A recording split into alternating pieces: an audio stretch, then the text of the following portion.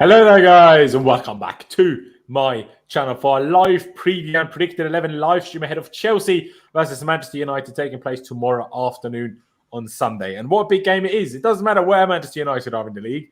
We play Manchester United, it's a big game, especially when we haven't beaten them in the league for as long as we have. I can't remember quite how long, but it's been forever. And we need to change that tomorrow. And we better go change that tomorrow, regardless of who the referee is, regardless of our injuries, regardless of what and what not. Because I don't care how much English media are going to hype up Ralf Rangnick. It's honestly, like, I'm not saying he's a bad manager, not by any means. Obviously, we spoke about him a little bit a couple of days ago. But if we appointed Ralf Rangnick, the media coverage of the whole situation would be so very different. And it's kind of, I mean, is it surprising? No. But is it frustrating every time it happens? Yes, it is. But it's just typical Manchester United, and the same would be obviously for Liverpool.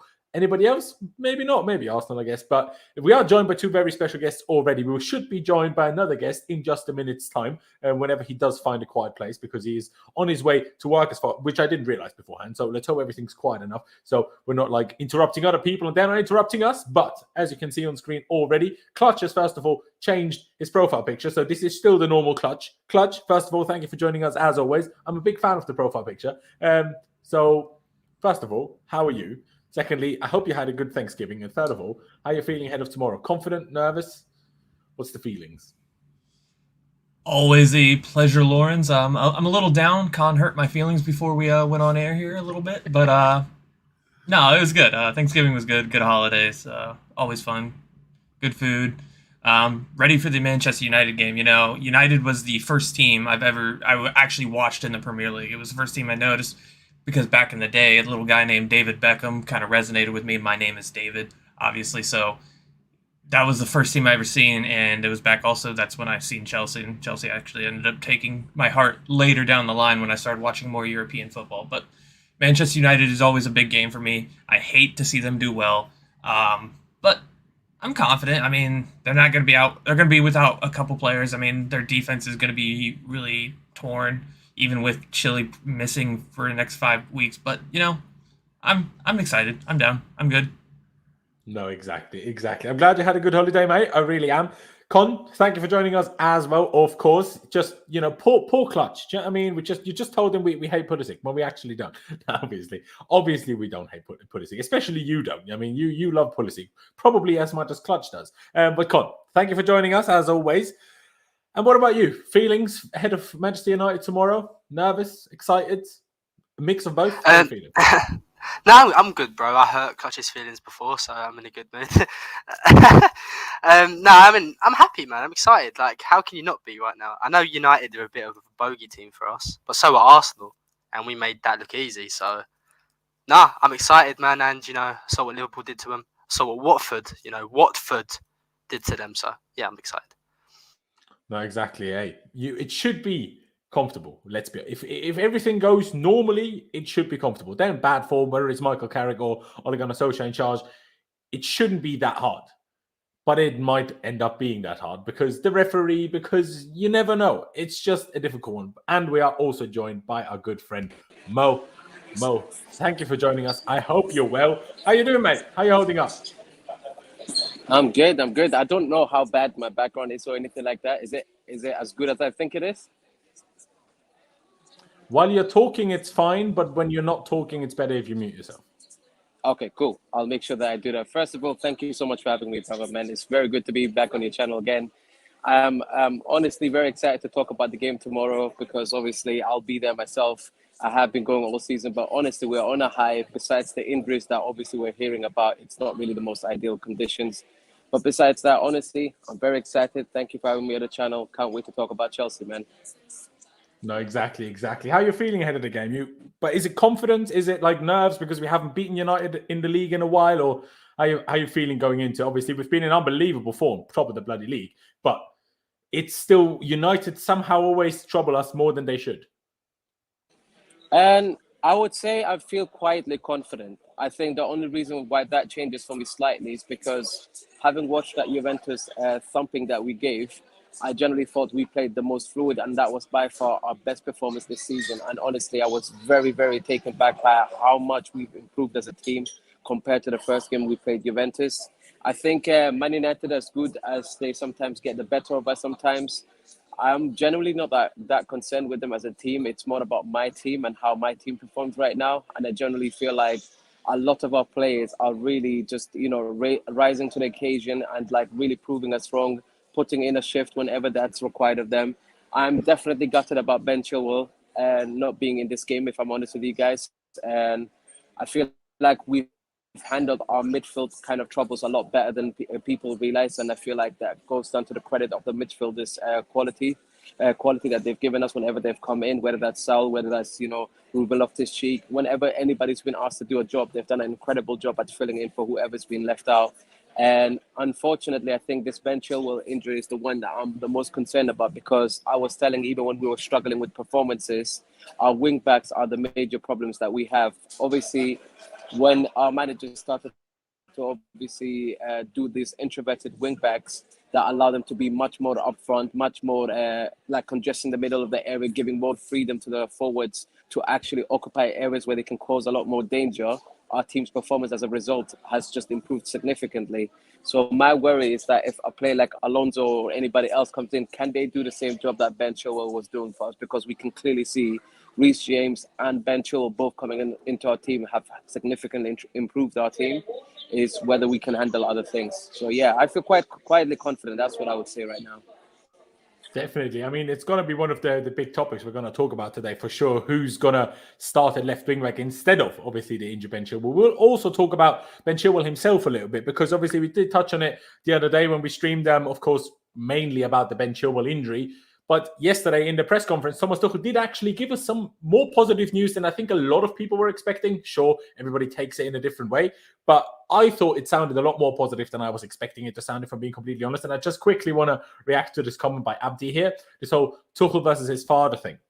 I'm a big fan of this comment. You know why? Because have you ever heard of Sir Alex Ferguson's father, or Jurgen Klopp's father, or Pep Guardiola's father, for that matter? So, and how often does it really happen that the student becomes better than the teacher? Pretty much always. So you're in the mud. But tomorrow that doesn't really matter anyway. But let me get back to you, Clutch. Ben Chilwell. Let's just start this right off there, because obviously we were all a bit scared when it initially happened. Then we got the information it is an ACL injury, but we weren't exactly sure how much. Obviously, then Matt Law wrote this whole article about him, was like, okay, it's this and that, and he's, we're going to scan again in like January, and then we see where we are. What Thomas Tuchel basically said yesterday in the press conference, that he has a partial tear, whatever you want to call it, of his ACL, but not a complete rupture. It's not completely torn apart, right? Which is, first of all, a very good thing, because if it's completely torn apart, well, you're just screwed, because then you need surgery, and it's a bad injury. It's a bad injury for anyone, but it's especially a bad injury for footballers. The fact that it hasn't fully ruptured, whether he ends up needing surgery or not, is still a positive in terms of how close to, or how likely he is to get back to his very best. And obviously, with how young he is, we haven't even seen Ben Chilwell's best. So to even get better than he obviously was up until now. But the way Thomas Tuchel spoke about it, basically saying, okay, he's reacted well already to the start of the treatment. Seemingly the swelling has gone down quite a bit and stuff, and he's feeling quite positive, chilly himself. And the way he spoke about it is like, okay, there is, even if it's just a small chance, there is a chance that he's actually kind of going to be back in training in 6 weeks' time. I'm not sure how realistic that actually is, but that's how Thomas Tuchel spoke about it. And that's all I can go by, people say, but Matt Law said this. I'm like, well, he might have done, but who do we believe more, Matt Law or Thomas Tuchel? Not that I don't believe Matt Law, but, Thomas Tuchel would probably know better. Do you know what I mean? So I took it as very, very positive news, if I'm being completely honest with you. So even if there's just a small chance, it's brilliant. I will also just quickly say, which we weren't aware of by the time when we streamed 2 days ago, apparently Chelsea are considering recalling Ian Martin, depending on how obviously things continue with Ben Chilwell. And apparently we actually can and could recall him kind of whenever we want to, not even just in January. Apparently we could do that whenever, which is quite interesting. But Clutch, with that said, now that we know a little bit more about Ben Chilwell's injury, is it as bad as we initially feared in terms of for our season? Does it, or is it like, do you know what I'm trying to say? Like, sure, if he was out for the whole season, it's bad. But even if he's out until January, but takes God knows how long until he actually gets back to playing, that's still really bad if, say, he's out till March. But if he could theoretically still be back in January, again, not sure how likely it is, that changes things drastically, does it not? I think it does. I mean, it was a lot more positive than what we thought. I mean, ACL injuries are always very tricky. They could go one way or they can go the other. It could be really bad or it could be a not so prolonged injury. The way he spoke yesterday, it did kind of make it seem like that they didn't think he would need surgery because it wasn't completely torn, and it seemed like it could be something that could just be healed over time rather than surgery. But with how we play, I think, and I have no slight against Alonso, but he does not do the things that Ben Chilwell will do. Ben Chilwell has the pace, has the intensity to run up and down that field for 90 minutes. Alonso just doesn't have that, nor does he. Alonso is good within if you are in a system where you have 90% possession. That is what he's good at. And we're just not as fluid without Ben Chilwell. So it does make me a little bit more worried. Now, come 6 weeks' time, if it turns out that he does need surgery, which God forbid, I hope that doesn't happen, then we're going to have to start asking questions because, Alonso alone is not going to be able to do it. What are we going to do? Are we going to use Saul? Are we going to use Cho? Are we going to go back to Ian Maatsen? And it's worrying because it's the unknown, especially with ACL injuries that are so tricky. Because, you look at a player like Van Dijk who is coming back from it. You still have not seen the best of him yet. He's still intelligent for a defender, and he's always getting in the right positions. But even if that 6 weeks happens and he doesn't need surgery, how long until Chile's going to be able to actually go? He's been out for 6 weeks at that point. I think this time period is crazy, and it is probably the worst. Just quickly, Lukaku at this point has been basically out for 6 weeks. So yeah, and I agree. I think Lukaku is going to have to slowly get back into it. But I'll talk about that later. I think it's the worst time, and that is probably the worst position that we could have somebody go down in. Any other position, we have one or two players who are going to step up. That position, considering the last couple times we've seen Marcos Alonso, and on here we rate him anywhere between a 1 and a 3. Like, he hasn't got higher than that in the last 2 months that we've seen him play. That's what worries me about that. Oh, it's definitely a worry. It's definitely a worry. Abdi, you're a weird Manchester United fan. Maguire is suspended for you tomorrow, so I'm not quite sure what you're talking about, quite frankly. But hey, let's move on. Con, similar feelings on the whole Ben Chilwell situation. How do you feel about when you heard how Thomas Tuchel spoke about it? Yeah, when Tuchel spoke about it, it was more positive than I had expected. So yeah, potentially 6 weeks. He could be coming back into training, so just fingers crossed on that. But as much as a miss as it is, we're still in a good position, Alonso can hold it down. Don't get me wrong, none of us are a massive fan of Marcos Alonso, but he can still do a job, and we still have Azpi, who displaced Ashley Cole on the left. Don't get me wrong, going forward, Azpi isn't it. I think that's always our biggest criticism of Azpi, isn't it? Is when he's playing wing back, is him going forward ain't it. But defensively, you'll be sound. So, playing Alonso against the lesser kind of teams where we're going to have a lot of the ball, is it really going to hurt us that much? I don't know. I don't think so. Of course, Ben will be a lot better in those games, but Alonso can still score. He's somewhat all right in the ball, He's so slow, man. This guy moves in slow motion, but he can hold it down, man. It's not the end of the world. We've got a big squad. And even so, we've got Maatsen we can recall. So if it is a sustained period of time, we've got options, It's not like, oh no, it's the end now. We're going to have to play Kovacic or Jorginho at left wing back. It's not that, is it? We still have players there. So as much as it sucks, we've dealt without Lukaku, we've dealt without Werner, we've dealt without Pulli, we've dealt without Kova, we've dealt without Mendy. So, we can deal without Chilwell as well. Hopefully we can. But I'm a big fan of the positivity. Before I take it back to Mo, just quickly to summarize what else Thomas Tuchel actually said in the press conference. Now, a couple of things. Romelu Lukaku is very unlikely to start the game, the way Thomas Tuchel spoke about it, which to me, it makes it a bit strange that he didn't even come on against Juve, considering how comfortable we were by the end. I'm like, surely just bring him on then. If you think he's that far from starting games, surely any sort of few minutes would have been beneficial. But hey, that wasn't to be. So unlikely to start tomorrow. Obviously, Mateo Kovacic is unfortunately still out injured. We're not quite sure how much longer, but he is still out injured. And Kante the same, or at least it will according to Thomas Tuchel, take a miracle for him to be involved tomorrow. So that obviously is not ideal, but he shouldn't be out for too much longer. Maybe not be involved against Watford, but against West Ham next weekend, we should probably expect Kante to be back. But there is positive news, which wasn't actually said by Thomas Tuchel in the broadcasted part of the press conference, but Kai Havertz is also back fully fit. Of course, he missed the Juventus game with a small hamstring problem, but he is back and fit and ready to play. So obviously, again, we don't know, is he ready to play to start?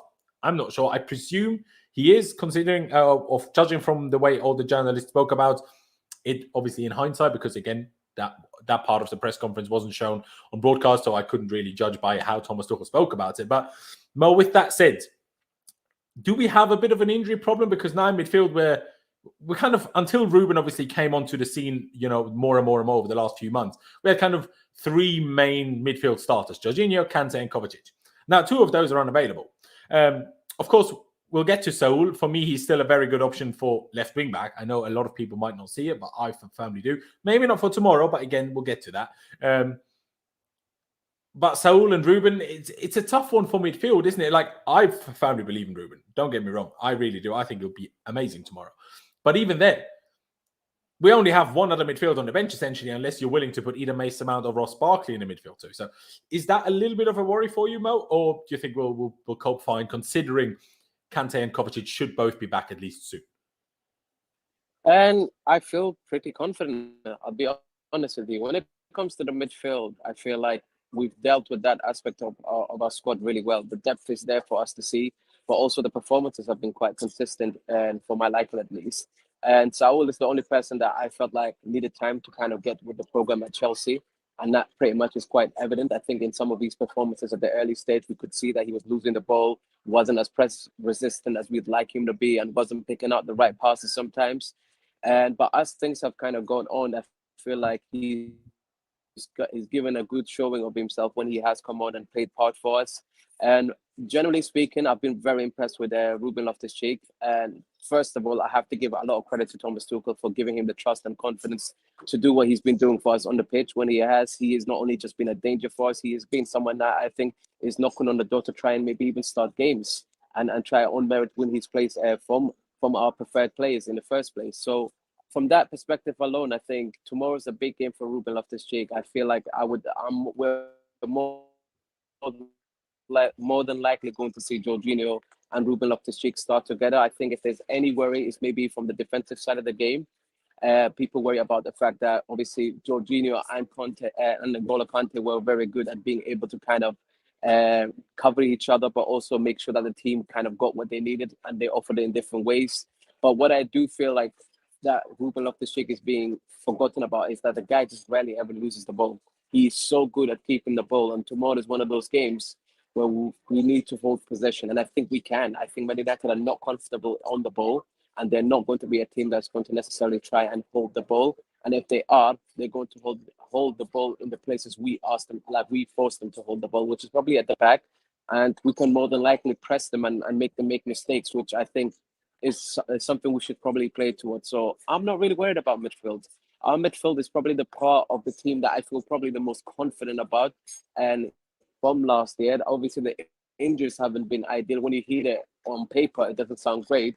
But I think other players have come in, stepped up, and honestly, it's been quite refreshing to be able to say, you know what, midfield, no matter who plays, I feel pretty confident about. I feel most happiest with would be probably for me either the goalkeeper or the defense, because they've been absolutely phenomenal for us, as we can all see.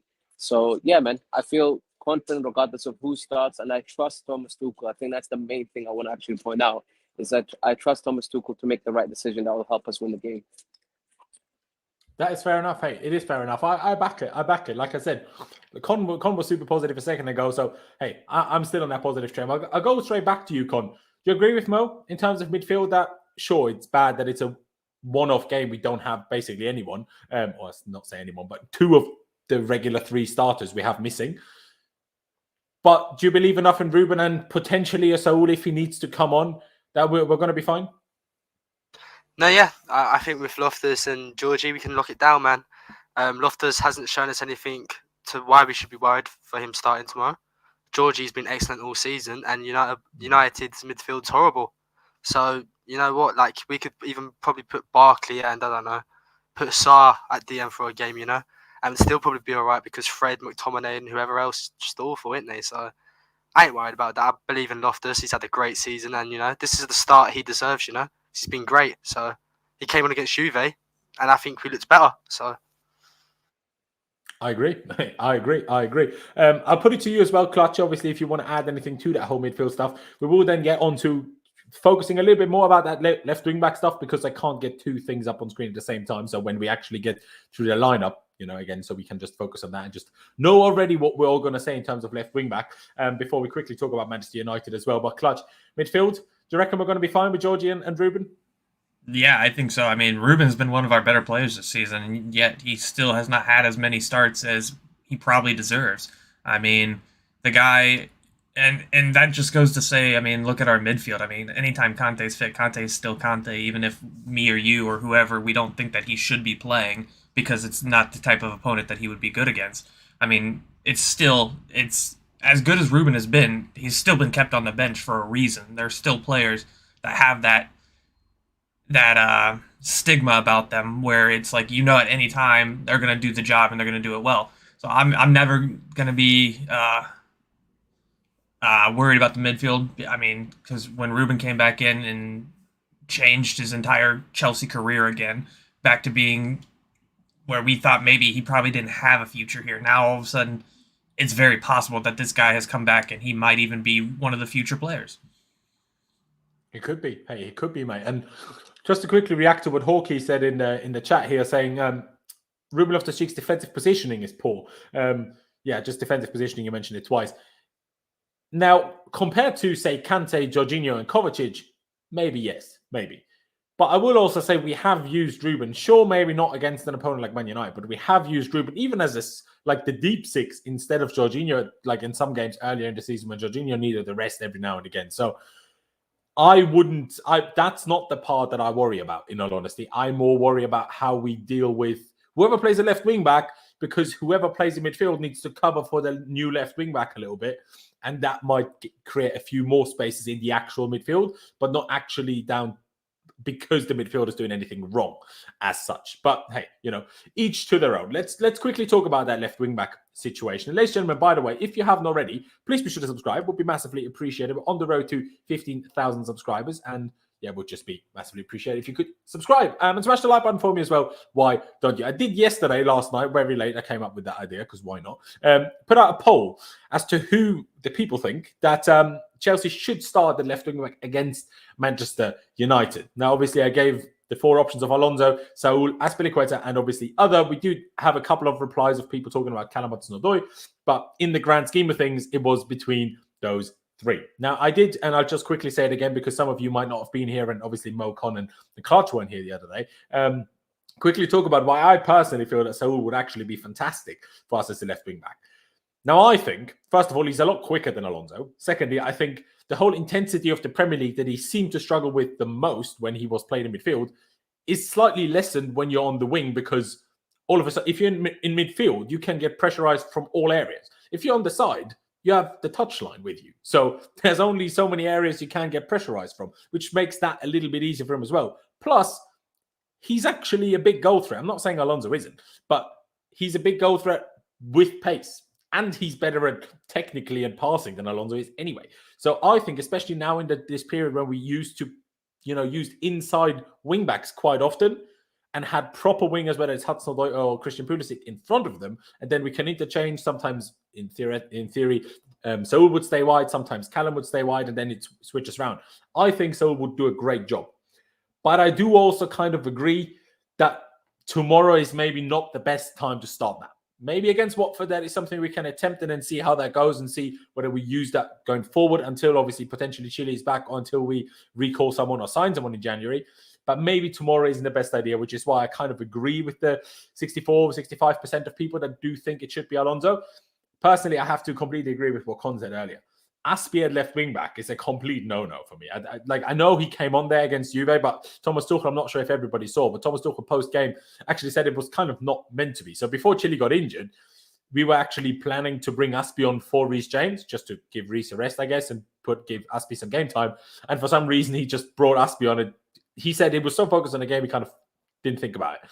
So Azpi's not like Azpi at left back under Mourinho is a very different situation to playing left wing back. Like, again, I know it sounds almost the same, just a little wing with that, right?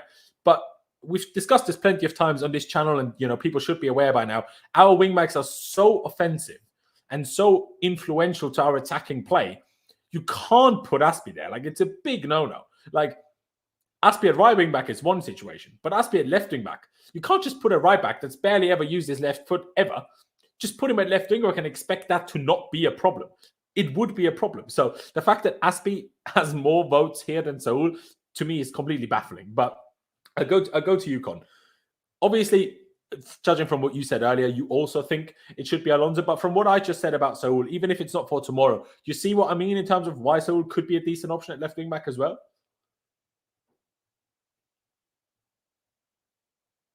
Con? Sorry, I didn't catch that. My bad, mate. What was that?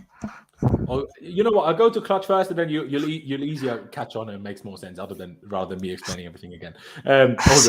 No worries. So, Clutch, do you see what I mean in terms of that? Listen, I could agree to Saul, especially if you want game time for Saul right now. Like, what you're going to be looking for is anyway in the team, right? I mean, it's not like a Callum Hudson-Odoi or a Pulisic where they're not playing in their favorite position. They're still getting game time. He's not getting any game time. So for him, anywhere on the pitch should be good enough. So that, like, I remember Pius the other day saying, like, that's why he left Atletico. He didn't want to play that left wing spot anymore. But at this point, especially for us, when we play it in such a different way, where we're way more offensive than Atletico are, I think that you have a point. I think, especially the guy's left-footed. I mean, he can pass, he can shoot. He's going to be a threat going forward. He has a little bit more pace than Alonso. I should say a lot. But, I mean, I do think in this 6 weeks, you're going to need to try something different. I agree that Azpi shouldn't be there. I mean, defensively, sure, you're not going to beat Azpi. But at the same time, you're also going to need to give Reece James a rest at some point, too. And that's where Azpi's going to probably come in. Oh, for sure. On that left-hand side, you either, in my mind, if it's not Alonso and you want to try something different, it's got to be Saul or it's got to be Callum Hudson-Odoi. Callum Hudson-Odoi doesn't really have a left foot. Do I really want him there? No. But I think his pace and his ability he can still have that ability to get in and cut back like he wants to do. But at the same time, I think Saul, I would like to give it a try at some point because I agree with everything you said. He does have that ability to do it. But for this, it does come too soon for this weekend. I think Alonso does have to start against United. Fair dues.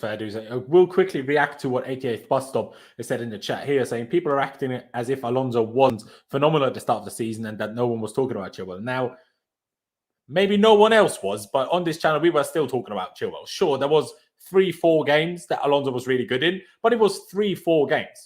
Let's not forget and lose our memories in terms of in the whole grand scheme of things of time, because the start of the season in this scenario was 3 or 4 games that Alonso was good in, when he had more really bad games since then. So this is half of the problem with Alonso. The problem with when you play Alonso is you don't know whether you're going to get absolutely dreadful Alonso and you never want to see him again, or whether you're going to get phenomenal Alonso that's going to score you 2 goals. That's the problem with Alonso. And I think Saul would be better at giving you a 6 to 8 out of 10 regularly than Alonso, who gives you a 2 sometimes and then a 7 or 8 or a 9 some other times.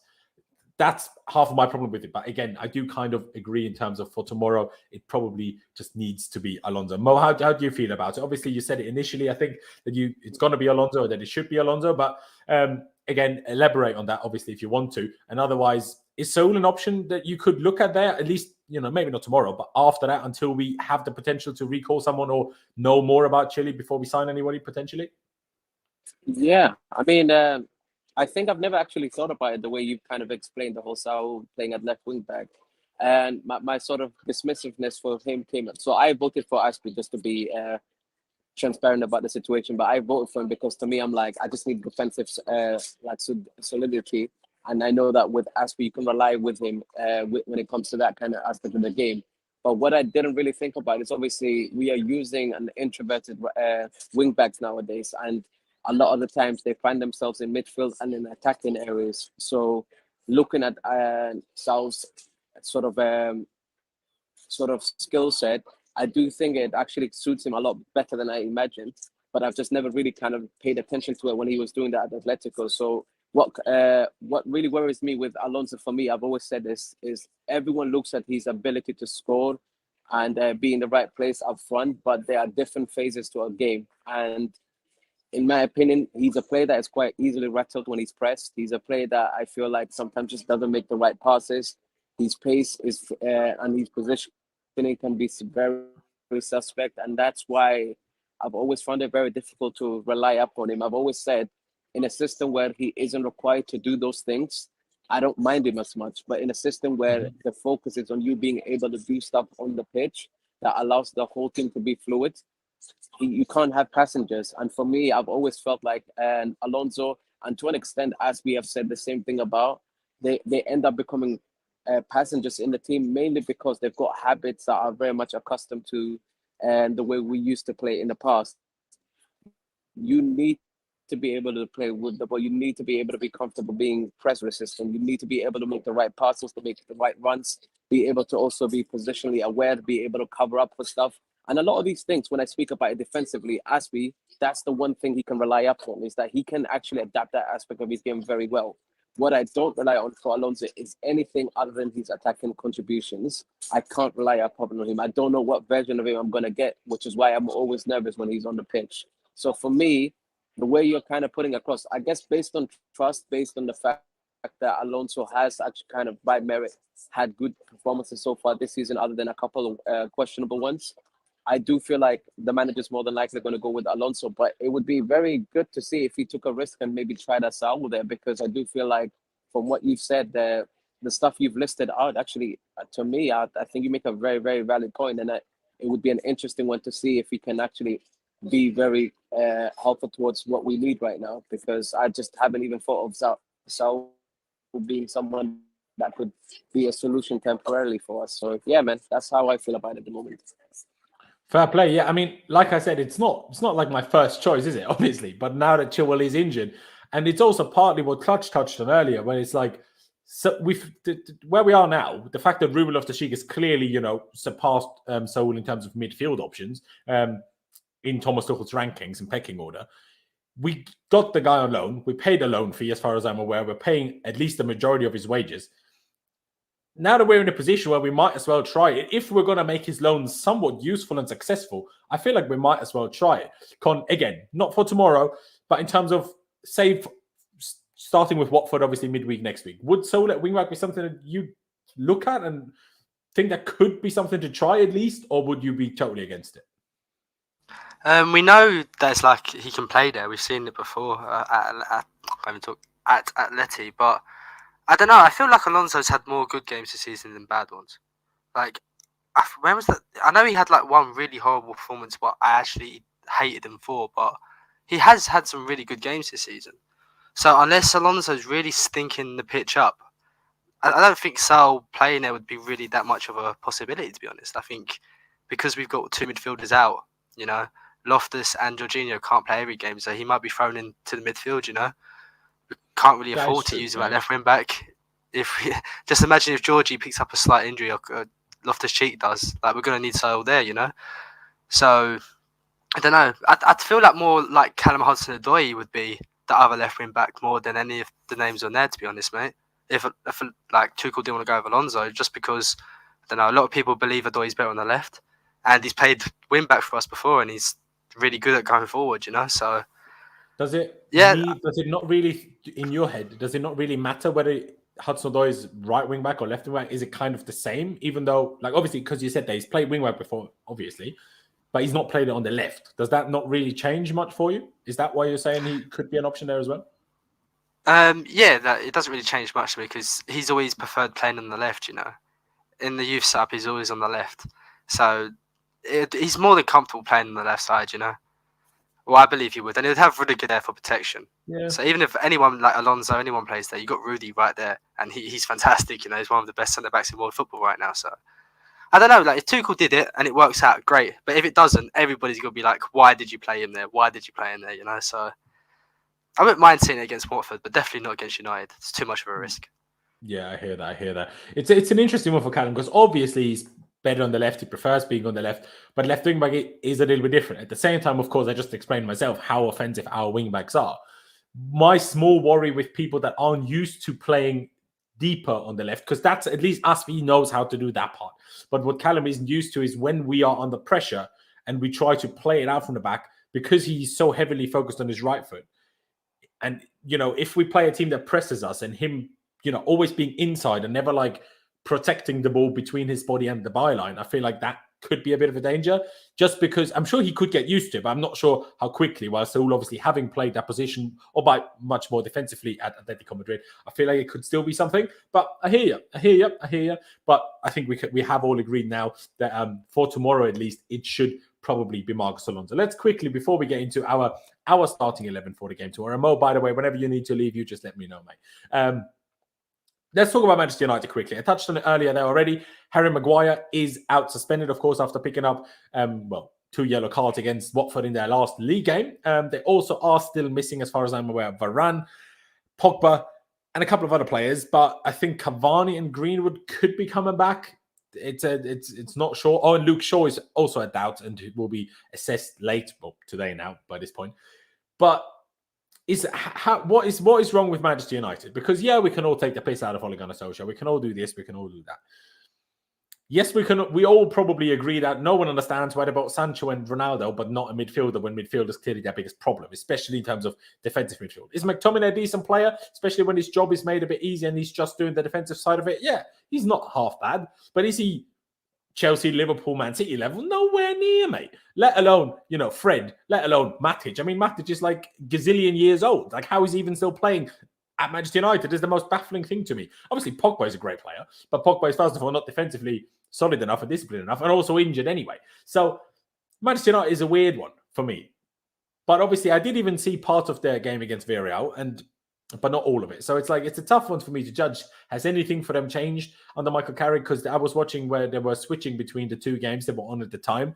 And whenever they switched to the Man United Villarreal game, the commentator was just saying how awful the game was, like how both teams were just absolutely dreadful. Obviously, United got the 2 goals late on. Obviously, the first one being very lucky, Villarreal playing out from the back. Bruno, I think it was Bruno or Fred, whatever it was, pressing obviously the guy, ball falling to Ronaldo, and the finish was great, of course. And then the counter attack, obviously for Sancho's goal, was also decent. But until then, they were again awful, whether it was Solskjaer or whether it was Carrick. So, first of all, I'll go to you, Clutch. Do you because go back to the start of the season, there was 1 or 2 games where they might have even been top of the league or something. I can't remember, but there was people hyping it. Of course, Manchester United and their fans will always hype. But is their squad as good as some people say it is, or is it worse than a lot of people think it is? I think as a squad and as a football team, they're not as good as people want to talk about. Because, yes, you have players who are capable of individual brilliance. You have your Ronaldos, you have your Sanchos, you have your Rashfords. And personally, I highly rate Marcus Rashford. I know he's having a little bit of a rougher season, but I think that kid is actually a really good player. But the problem is when they're in defense, they don't want to come back. Not Sancho, not Rashford, not Ronaldo. None of them want to come back and help defend. So, you're just leaving a Luke Shaw or a Wan-Bissaka to defend 2 dudes on their own. And it's never going to work out. And Ole never changed that. He was never going to get those players to go and do what they wanted to do. It's kind of like the same reason why PSG have problems. Messi, Neymar, and Mbappe aren't going to go back to defense. So what are you going to do? I think the main thing that needs to be said is, this weekend we might see Phil Jones. He might be coming back, and he might be on the bench. And when's the last time you've seen that guy? That's where their center back roster is right now. Maguire's not playing, so it's probably going to be Bailly and Lindelof starting. Those guys they don't scare me as some lockdown defenders. Our players are much better to get around them. And, as far as Alonso goes, if Alonso goes up against Aaron Wan-Bissaka, sure, Aaron Wan-Bissaka is defensively really sound, but he's not going to trouble Alonso going forward. He has nothing going forward. And then you got Alex Tellez, and Reece James is going to have him in his pocket. So their squad is good in terms of If you have players that need individual brilliance, sure, they're going to provide that. That's what Ronaldo did. That's why they won against Villarreal. But as a team, they're not cohesive enough. They don't work together.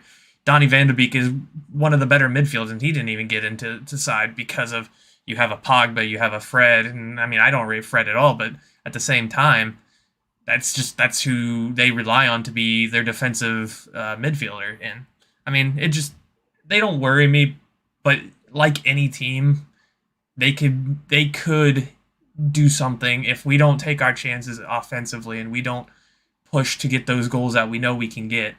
They could hurt us in one moment of brilliance. But I'm not too afraid, so I think we'll be fine. Mason Greenwood is a little bit of a worry if he comes back, but he's not going to start, so I mean he'll only have 20 minutes to hurt us. So, and hopefully by that point we're clear of them already, so the game's dead. Ideally, Con, do you back that? Is it a situation where United squad is decent but not as good as some people made it out to be?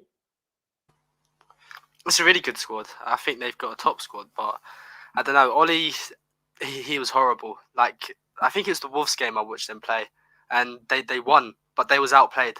They was fully outplayed, and Wolves were like Chelsea that day. They just couldn't finish. I remember Adama Traore absolutely tearing them. He absolutely tore them a new one. Against Villarreal the other night, that was awful. That was god awful. If they played like that against us, we're going to be licking our lips.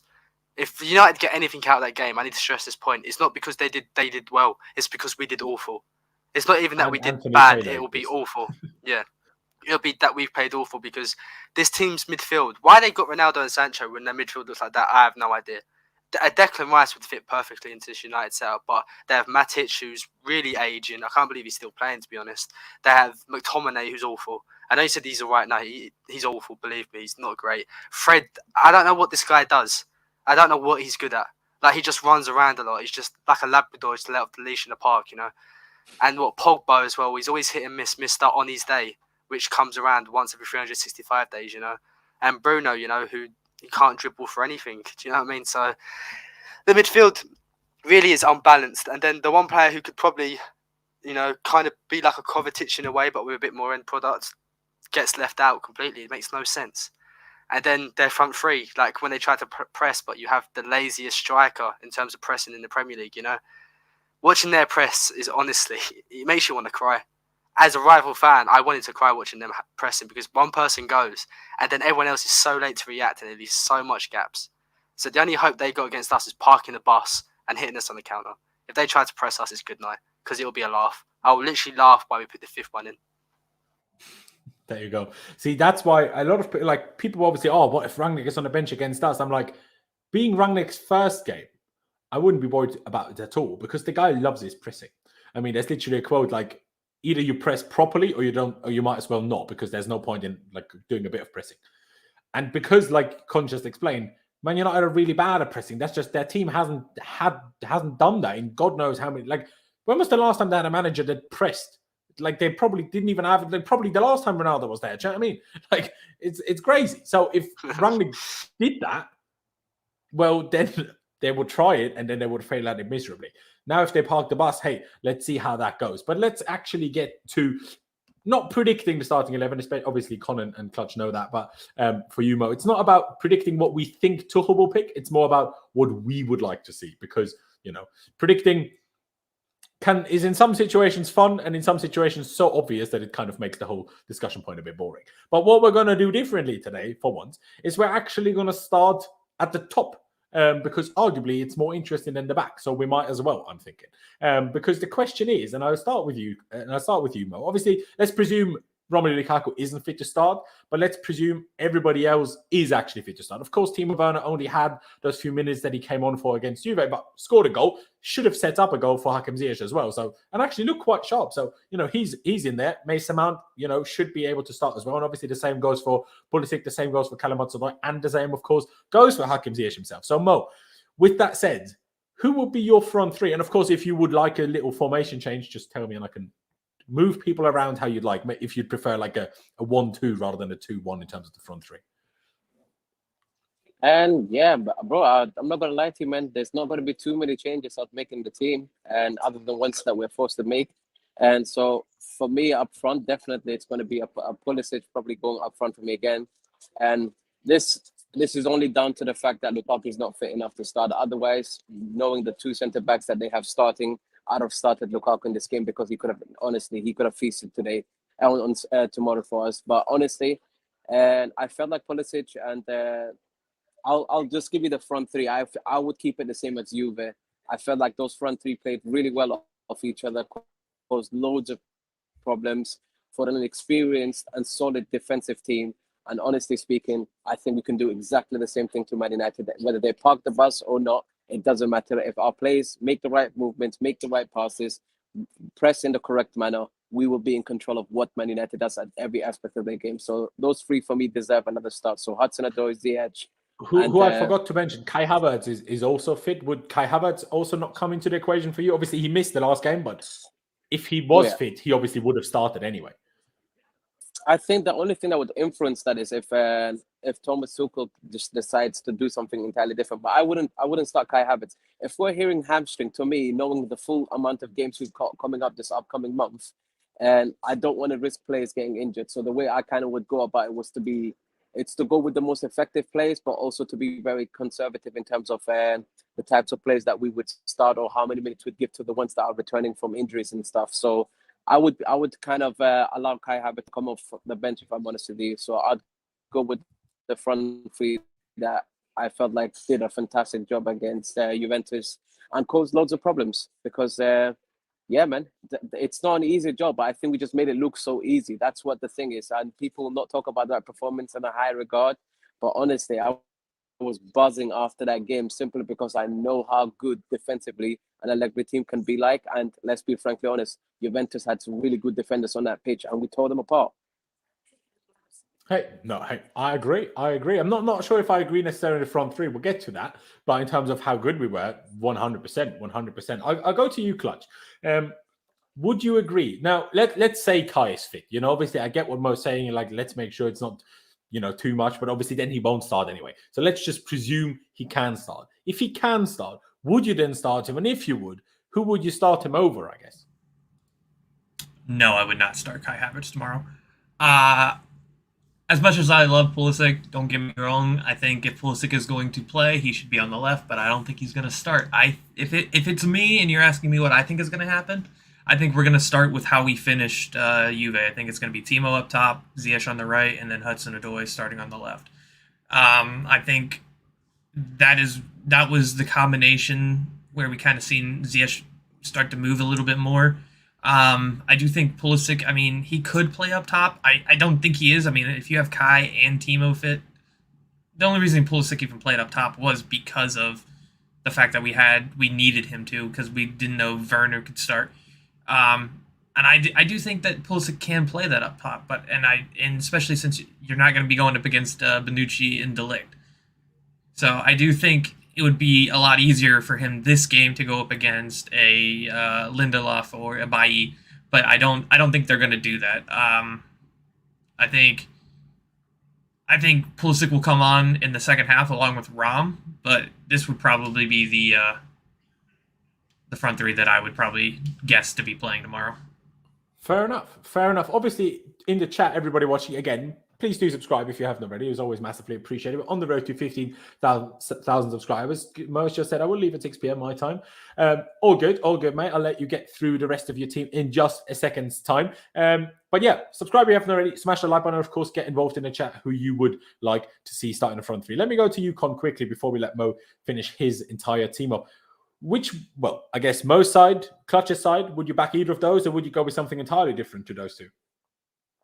I think it's going to be Cho, Kai and Ziyech front three.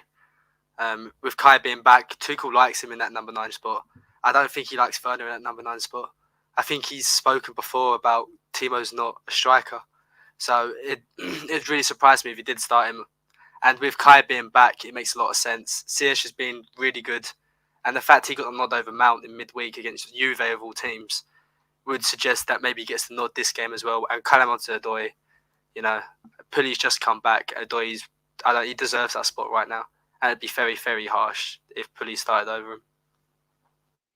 I kind of agree. I kind of agree. Now it's a tough one for me. Like Callum and Ziyech, I completely agree with all of you three on.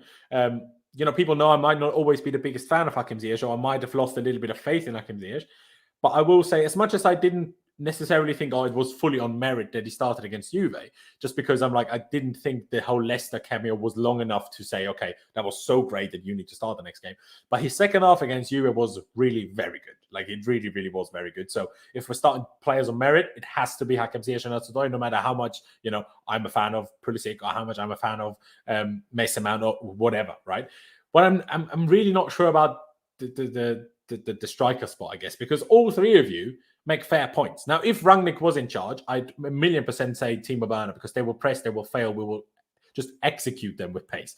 But they don't have Timo Werner. They don't have Ralf Rangnick. They have Michael Carrick, and will probably park the bus, because that's what Man United have done for the last 3 years when they come to Stamford Bridge. And it probably won't have changed. I do think that Kai's better at it than Timo in that specific role.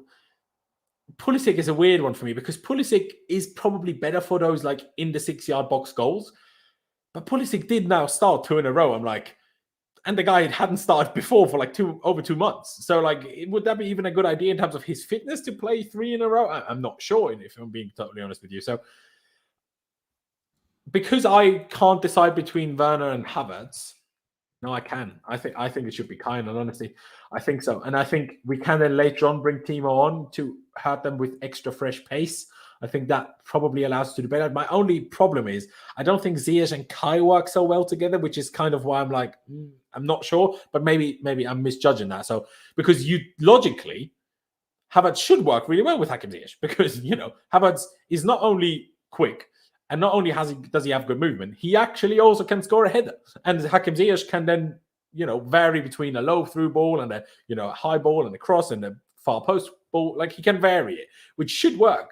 But I feel like from memory, just talking off the top of my head, I can't really remember them working particularly well together. So it's a tough one. Mo, let me go to you before you need to head off. Obviously, essentially half of the team we know already. We already agreed that Alonso starts here. We know that it's going to be Jorginho and Ruben here. Obviously, if you think Saul starts in midfield over Ruben, fair enough. But I doubt that you will think that. We all know it has to be Reece James at right wing back. Sorry. The question is just who's going to be the back three, and even there, 2 of them are essentially guaranteed. Some people will say, "Oh, Thiago Silva is too old," but let's be honest, with how that guy's been playing, and also that the fact that we played Tuesday and then Sunday, he's going to be fine. The question is mainly just that one, because Trevor Chalobah has played the last 2 games and started both of them in this position and was fantastic. Christensen, very surprisingly, hasn't gotten any game time in the last two games. And Azpilicueta, of course, he's still, in my opinion, best position in this team would be this role. So, obviously, Mo, tell me whether you agree with the rest of it. But then, who would be your right centre back? And I'm going to start with the right centre back. I think that's definitely going to be Christensen. I feel like there's no way he's going to be missing another game yet again. I think Thomas Tuchel what he's trying to do is very much, I think, develop our youngsters and give them really good opportunities to develop their game and develop their ability to actually stand in and actually count themselves. Because let's be frankly honest, Chalobah wasn't even someone that any of us, I think, thought, oh my God, like he's going to be a starter for us this season. But honestly, he has earned everything he has gotten by merit, and he's been absolutely fantastic for us. With that being said, however, Christensen has also been out of the team for quite a while. I think he finally deserves to be back in the team and actually playing this type of game. I think this is the type of game that would actually suit him really well as well, because I do feel like Man United are very predictable and very much like, as much as they're physical, I just think you just need intelligence with this type of team. They're going to try and run, and they're going to try and get us on the counter and stuff like that. Christensen has proven himself. He's a very good leader. He's very good at being able to do that aspect of the game very well. But honestly, I don't mind who starts. I won't say to you, I'm going to be upset if Chalobah starts. I think Chalobah has been absolutely fantastic, and he's gotten everything he's deserved. But I do feel like Christensen, at the very least, deserves to get some minutes. So I'd like to think that Christensen is the person that would start in this game.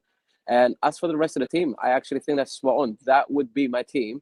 And the only thing is, I thought Pulisic would start. But what I wanted to point out before I do actually leave is how wonderful is it, guys, that we're able to swap in and out so many different players in our forward positions and bring different sort of dynamic to our team. everyone loves to complain about our forward and say, "Oh, we haven't found the right solution, this and this and that." And to an extent, I agree.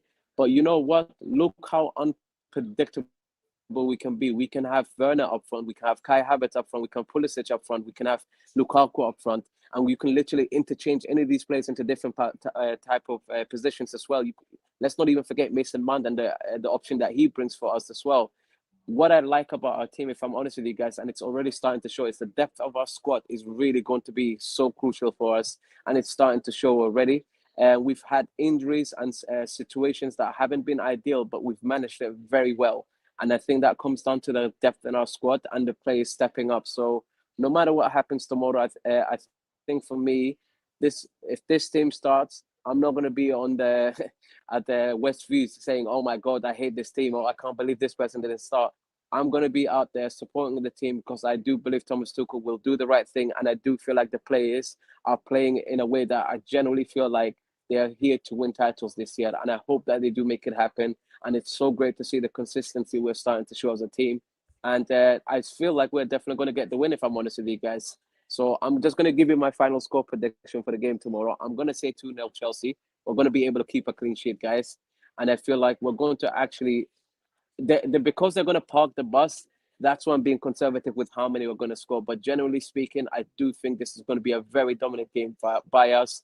And I'll be very shocked if they somehow manage to get anything out of this game themselves. But yeah, up the Chelsea. Thank you so much for having me.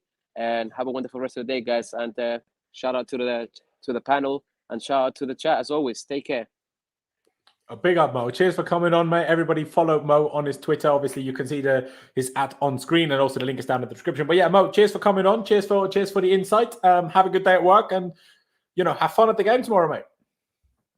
So, boys, let's get back into this and let's see whether we actually agree with what Mo said. Obviously, again, we'll talk about the other positions later, just to clarify whether we all agree on this, actually. But let's get to the back three. Obviously, I see a lot of people in the chat saying we need to rest Thiago Silva. He can't play 3 games in a week. And in general, if you asked me before the week, should he be playing all 3? I agree. I would have told you no. But now we're 2 of these games are already done. And those are the 2 games that he already played, and those were the 2 games that were in close succession. So that's why, for me, if he can play Leicester and Juve between Saturday, early kickoff, after just coming back from Brazil, and then playing Juve as well and be as brilliant as he was, Tuesday to Sunday is so much time for a professional footballer that looks after himself as well as Thiago Silva does. Even if he's 37, Tuesday, Sunday will forever and always be fine for Thiago Silva until he retires. So maybe Tuchel doesn't start him, but then it will not be solely for resting him. I firmly believe that. So let me go with you, Con. Back 3. Would you back this? Would you go with Chalobah? Or would you even rest Silva on your own accord? I would go with Rudy, Silva and Chalobah. I know a lot of people say, like you said, rest Silva, and I would have said that as well, but he's just, if he can come back from Brazil a day before a game and drop a man-of-match performance and then in midweek look just as good, I'm not worried about him for this weekend. And Chalobah's just been too good to drop. I love AC, but it would be so backwards dropping a player who's been in the form Chalobah's been in, Especially because he's not only been fantastic defensively, he's actually a goal threat as well, which against the team that will park the bus from set pieces will be very useful. Yeah, no, I agree. So I think he's just been in such good form, you can't drop him, It's kind of with the Callum thing. It's kind of the same there. Where he's been in such good form, it's going to be hard to drop. So for me, as much as I like AC, and I rate him highly, I think you know that, I'm putting Chalobah in that last spot. Yeah, see, I personally probably agree. Not quite the same as with Ziyech, but a little bit like he's just been too good not to play this upcoming game. It would be unfair not to play. Of course, that's how it goes sometimes in football if you have a squad as great as we do. And it wouldn't, I wouldn't sit here and say, oh, how outrageous would it be of Tuchel if he did start Christensen? Because I am still confused why Christensen didn't start any of the last 2 games. But now that he didn't, if you start the Chalobah the last 2 and he played as well as he did, he needs to start the next one, if you ask me. So I actually agree. Clutch, do you agree as well? Or would you like to go with Christensen? Or would you like to rest Silva? If you would have asked me in the beginning of the week or 3 games ago, if I wanted who I'd want to rest Thiago Silva against, it would have been Leicester last week. We didn't. He's must need for United. I agree on the Chalobah front, but I think the reason why I would go with Chalobah is his pace, and he's going to be able to keep up with those, like the Marcus Rashfords or the You think he's so much quicker than Christensen? I do think he's a little bit quicker than Christensen. I really do. Okay. Not much, but I do think he is quicker. But here's the thing with Christensen that kind of worries me is like maybe Christensen, even though it is very harsh against him and he's had a great season, how's this going to affect his contract talks? Like, is that going to make him like not want to sign even more? Like, hey, where's my position on this team? That's what's starting to a little bit worry about this. But also, unless if he doesn't play today, today, it's because he hasn't signed a new contract. could be. I think that would be very unfair against him. But I agree. but it's not entirely impossible. But we also have Watford, and if Christensen doesn't start tomorrow, he will definitely start against Watford. I think it makes more sense to start Chalobah against United for that just tiny bit of pace that he brings, a little bit more than Christensen. I'm not 100% sure if he is quicker than Christensen. If I think about it, I'm like, have I ever seen Chalobah even sprint properly? Have we even been in a position like that when he's played? So I can't even say.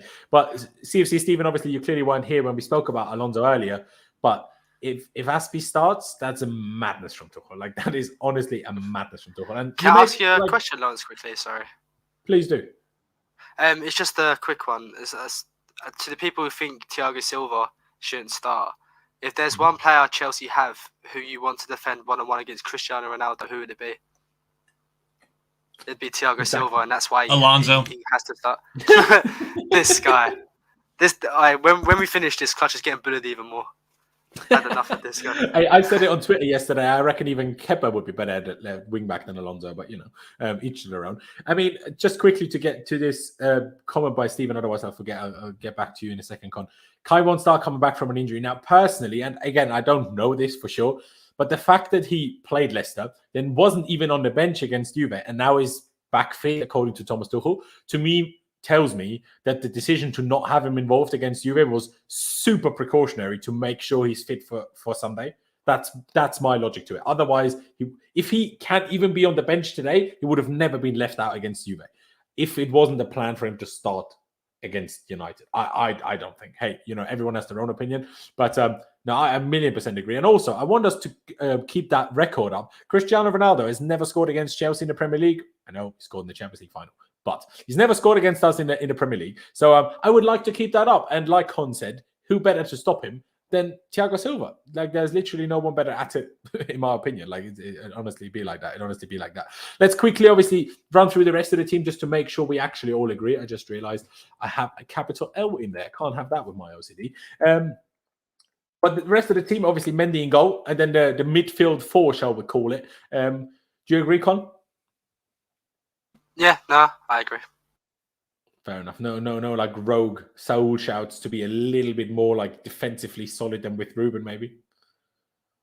Do you know what? I think Ruben not being defensively solid is a bit of a myth. I think he's. I think defensively he's all right. He's a lot better than people give him credit for. I completely agree. Also, we need to have someone on the bench anyway that can help us make it a little bit more defensive if we want to. And Saul can certainly be a little bit more defensive than Ruben, I would say. But would you want Saul anywhere near this game with how little game times he's had? Even if he looked decent when he came on against Juve, we still looked a lot worse than when we had Jorginho on. So, I fully back it. And Clutch, I presume you agree as well on the midfield four, shall we say? Yeah, I think this... Well, I do think Timo will start, but I think for the most part, the 11 is pretty set. What interests me is who's going to come on, because we only got 3 subs. So there's going to be a couple players that miss out that don't normally miss out, and that's what really is curious to me. It's an interesting one, because you said earlier you're very confident that Lukaku comes on. I think that will be somewhat dependent on the scoreline, because I think if the game against Juve was close, I think he might have even come on then. I wouldn't be surprised if he doesn't actually come on and it's, again, Timo, especially if United come out a little bit because we're, say, 2-0 up. I wouldn't be surprised if we actually bring Timo on instead to hurt them with the pace rather than Lukaku and just give Lukaku a start against Watford. But it's a tough one to call. Chat, ladies and gentlemen in the chat. Do you agree on this team? Do you agree? Again, this is not our predicted 11, although I don't think we're going to be far off. But this is what we would like to see. Just put a yes or a no in the chat. Hey, if you say no, nothing I can do about it. But I'd just be intrigued to see what the people think before we slowly but surely round it out here. Would you not put Big Rom up front and Kai to the right or even Timo on the right? No, because Thomas Tuchel has basically confirmed or said it's very, very unlikely for Lukaku to start for that reason. We just presume he's not. If Rom would start, I definitely wouldn't have Kai on the right. We've seen enough of that earlier in the season. I'm not a fan of this, to be completely honest with you. I think once Rom is back and playing most games, I really hope Tuchel finds a solution of what to do with Kai. Either make him work as that right inside forward, or I don't know what the other options are, because it wasn't that great until then, to be honest. It's crazy, isn't it? We all love Mason Mount. I know there's obviously individuals out there that really don't, but it's crazy how Mason Mount, how Hudson-Odoi and Ziyech have played so well, especially against Juve in terms of Ziyech, that we've barely even mentioned Mason Mount. But I do agree with Bobby's opinion here. In terms of predicted 11, I kind of agree that I wouldn't be shocked. Well, not on Christensen at all. I do agree that Mount might play. I'm not sure instead of who. I'm not that confident that it's going to be instead of Ziyech, but I do feel like Mount will start. But hey, we'll see. We'll see. But anything else, Clutch, you would like to add? I don't think Mount starts. He has not been particularly the same Mason Mount that we've seen in the past. The last couple of games, it seems like he's still struggling with something. I really want him to get through it because, that one time where we used to think that his spot was locked down, anytime he's going to be in the 11, he's going to come on, or he's going to be the guy to do all the work and all the pressing. And then all of a sudden now it's really weird because I love Mason Mount, and I think Mason Mount brings a different quality to the front three, but I don't see him starting anytime soon. And it's kind of the same with Pulisic. I don't see him starting anytime soon until he comes on and shows that, hey, I can take over a game with my dribbling. The last couple times we've seen Pulisic, I do think when he was playing that false nine against Juve, I think he was making all the runs. It's just he wasn't being found by any of the other players. But the part that I didn't like is he never dropped back to come receive the ball and then dribble at anybody. He never wanted to do that, and I really didn't like that. So I think Callum has, from the criticism that I've had 3 weeks ago when I said, hey, he wasn't dribbling at people. The last 3 games we've seen Callum, he's been dribbling at people. He's been taking on players, which is really what I want to see from one of those 10 players. I think, as much as it's harsh to say, you have Kai, Timo, and Rom. The only person I think that would play with Rom in that is Timo, and that's if you play them. But who do you play with them? That's the point. I think our front three is going to be very, very interesting these next couple months because everybody is definitely going to get time. And we have a whole bunch of games coming up, one every 4 days or something like that. But it's interesting. Our squad is so stacked that it doesn't matter. We should have the ability in the front three. Yeah. But like Khan said earlier, if I were to bet that Tuchel was going to put anybody that's not Alonso there, it'd probably be Callum. But at that point, do you put Pulisic in there? Do you go with Mason? It's going to be weird. I cannot wait to see what Thomas Tuchel comes up with in this next month, to be honest. It will definitely be interesting. Why I said I'm not even sure if it will necessarily be instead of Ziyech, even though I wouldn't want Mount and Ziyech behind whoever starts up front. The only small part of me that thinks that is if Tuchel doesn't trust Alonso enough, that he puts a Mount on the left just to cover for Alonso in case Alonso just doesn't do his job. That's my only reasoning why I'm saying maybe Mount starts, just to make sure Alonso doesn't screw us over. But maybe I'm just being very negative in terms of Alonso. But hey, that's the only thing why I said maybe Mount actually does start. We'll have to wait and see. Con, anything you would like to add on the lineup, or shall we get over to score predictions? I just not really. I like the lineup. I wish Kova or Kante was there, but I'm going to believe in Loftus like you do. This is a great opportunity for him today. Tomorrow. It's a great opportunity. And if he does a madness, which he should, because we're so much better than United, but I have this feeling, a bit scared. But Loftus-Cheek, bro, he's going to score. He's going to get his first Chelsea goal of the season, and it's going to be beautiful. You're going to message me and say, Con, you were spot on. I'm like, yes, beautiful, I was. So it's going to be good. I will message you exactly that if he does. And Bobby, I wish I had as bad a memory as you do. I just wish I do. I feel like life would be so much easier. But, each your own. Let's move on to a score prediction. Con, let me ask you. Obviously, we got Mo's earlier. A 2-0 victory to the Chelsea, which, hey, I'd back it. But, Con, what do you reckon? Will we keep a clean sheet? And how many goals are we going to get? I reckon 3-0, bro. As much as I've got this feeling, and I'm a bit nervous because it's United and it's Anthony Taylor, I'm just using my brain here and just looking at the two teams. Against Villarreal, that was awful. They could step it up against us, but they ain't really got the facilities for that because the players are us. So I reckon 3-0. I reckon we'll score. We're in great form. Everybody's loving it. We're at the bridge. Against United team with no Maguire, advantage them. But no, I think a 3-0 is realistic. If you're just going by form, forget the Manchester United. Just look how they played this season. If you just look at that team, you'd be like, this is going to be an easy game. So why does that change just because the name behind it, Hey, I agree. Clutch, your score prediction? I'm not going to screw you over, Laurenz, and I'm going to go with a 5-0. I'll give you a little room in between. Jeez! Fair enough. Hey, I back that. I hope it happens. See, now I'm actually not going to go for a clean sheet. I do think we'll win, but I feel like we have to account for a little bit of Anthony Taylor tax, but just hope that the team are so good that we can make up for Anthony Taylor tax. So I think we're going to win 3-1 because I think we're going to go maybe 2-0 up, then they'll get one back. They'll open up because they think they can get one, and then we'll score another on the break. So that's why I think 3-1. But at the end of the day, all that matters is that we win. Whether it's 1-0, 5-0, or 4-3, I don't care. Just get the dub. I need to beat Man United in the league. Like it has been way too long. Need to, make a bit of a statement because people are forgetting, how great we are, and which is crazy because we literally just annihilated Juventus the other day. But, now Rangnick is there. Now, Liverpool won 4-0, was it, in the end today? So, people will forget. So we need to make sure we remind them tomorrow. Ladies and gentlemen, I think we're going to round it out here. I appreciate every single one of you that has tuned in today. If you haven't already, please be sure to subscribe. Be massively appreciated. We're on the road to 15,000 subscribers. Every new subscriber counts. So hit that big red subscribe button for me. Literally just one click of a button, and you make sure you don't miss our player rating live stream tomorrow straight after the game, which is definitely going to be interesting regardless of the result. Of course, check out both Con and Clutch on Twitter. Help Con reach the big 100,000 followers on Twitter. That would be fantastic if we can help him reach that very, very soon. But yeah, thank you guys for watching. Up the Chelsea, upwards and onwards. Again, subscribe if you haven't already. Smash that like button for me if you haven't done that just yet. But yeah, up the Chelsea, upwards and onwards, and we'll see you next time.